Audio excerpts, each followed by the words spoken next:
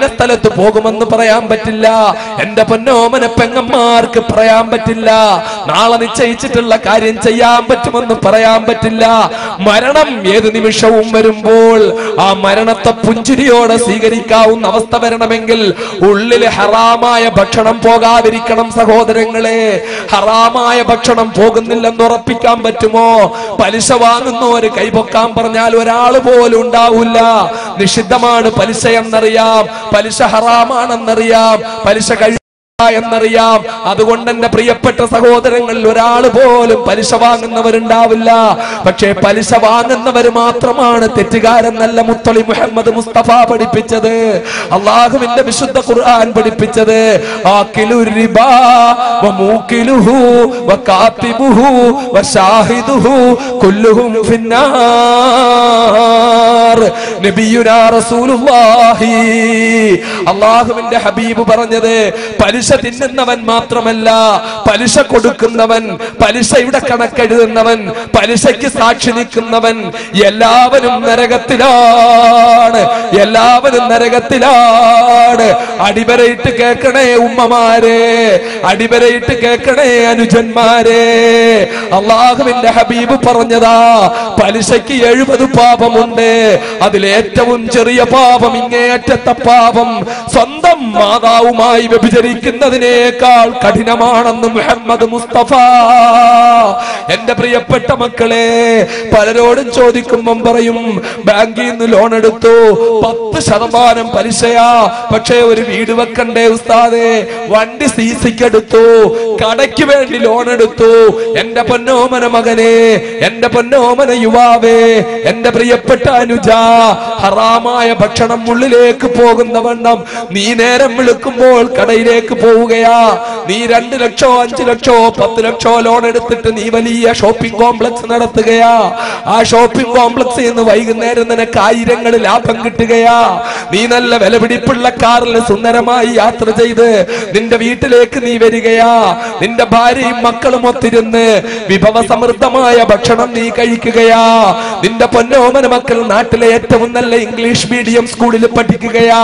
നിന്റെ മക്കളെ നീ കാറിൽ രാവിലെ കൊണ്ട് സ്കൂളിൽ വിടുകയാ. നിന്റെ പ്രിയപ്പെട്ട ഭാര്യയ്ക്ക് നീ നല്ല വിലപിടിപ്പുള്ള വസ്ത്രം വാങ്ങി കൊടുക്കുകയാ. നിന്റെ വീടാണെങ്കിലോ സുന്ദരമായ വീടാണ്. പക്ഷെ ഇതിലെല്ലാം പലിശയുടെ അംശമുണ്ട്.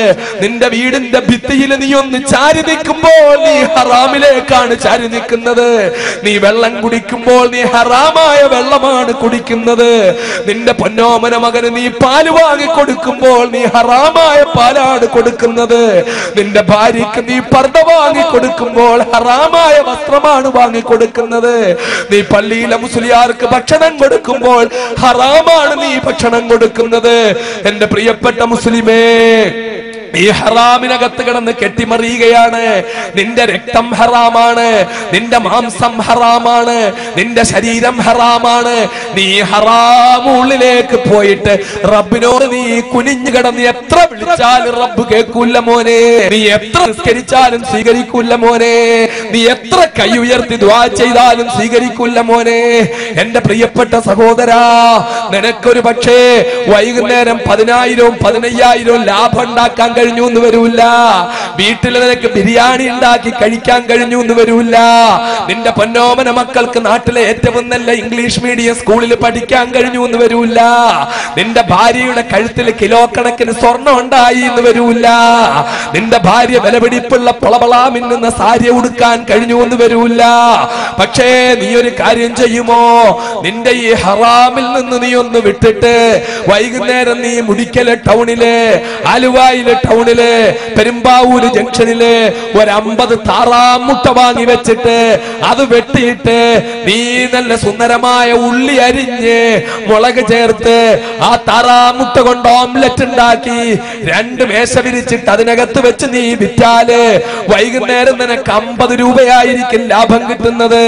പക്ഷേ നീ അര കിലോ അരി വാങ്ങി കഞ്ഞി വെച്ച് മുളക് വാങ്ങി ചുട്ട് ചമ്മന്തി ഉണ്ടാക്കി രാത്രിയിൽ നീ നിന്റെ കൂരയിൽ വന്ന് നിന്റെ ഭാര്യയോട് ഭാര്യയോടും മക്കളോടുമൊത്ത് ആ ചമ്മന്തിയും മുളക് ചമ്മന്തിയും കഞ്ഞിയും കുടിക്കാനേ നിനക്കുള്ളൂവെങ്കിലും നിന്റെ പൊന്നോമന മക്കൾ നാട്ടിലെ സാധാരണക്കാര് പഠിക്കുന്ന പ്രൈമറി സ്കൂളിലെ ഗവൺമെന്റ് സ്കൂളിലാണ് നിന്റെ കുട്ടികൾ പഠിക്കുന്നതെങ്കിലും നിന്റെ ഭാര്യ ധരിക്കുന്നത് വെറും കോട്ടന്റെ സാരിയാണെങ്കിലും വെറും വില കുറഞ്ഞ പർദ്ദയാണെങ്കിലും എന്റെ പ്രിയപ്പെട്ട മുസ്ലിമേ, മരണം നിന്റെ അടുക്കലേക്ക് എത്തുമ്പോൾ നിനക്ക് പുഞ്ചിരിച്ചുകൊണ്ട് പോകാൻ പറ്റും മോനെ, നിനക്ക് ഈമാനോടെ മരിക്കാൻ പറ്റും മോനെ. ഒരു കാര്യം നീ ഉറപ്പിച്ചോ, നീ പലിശയിൽ കിടന്ന് കെട്ടിമറിഞ്ഞാൽ എന്റെ പ്രിയപ്പെട്ട പെങ്ങളെ, ഭർത്താവിന് ഗൾഫിലേക്ക് പോണം, മോന് ഗൾഫിലേക്ക് പോണം, ആങ്ങളയ്ക്ക് ഗൾഫിലേക്ക് പോണം, ഭർത്താവിന് കച്ചവടം തുടങ്ങണം, സ്വർണ്ണ ഊരിത്തരാൻ പറഞ്ഞു. ഒരു സ്വർണം കൊടുക്കുന്ന പെങ്ങളാലോചിക്കണം പെങ്ങളെ, ആ സ്വർണം കൊണ്ട് പണയം വെച്ച് പലിശ കൊടുത്തിട്ട് പണയം വെക്കണ്ട, നീ അത് വിറ്റോളൂ, എന്നിട്ട് നീ കാശെടുത്തോളൂ. നിനക്ക് കാശുള്ളപ്പോ തിരിച്ച് നീ വാങ്ങി തന്നാൽ മതി. അതിന് പകരമായിട്ട് നീ എനിക്ക് എന്തെങ്കിലും ഒരു ചെക്കോ മറ്റെന്തെങ്കിലും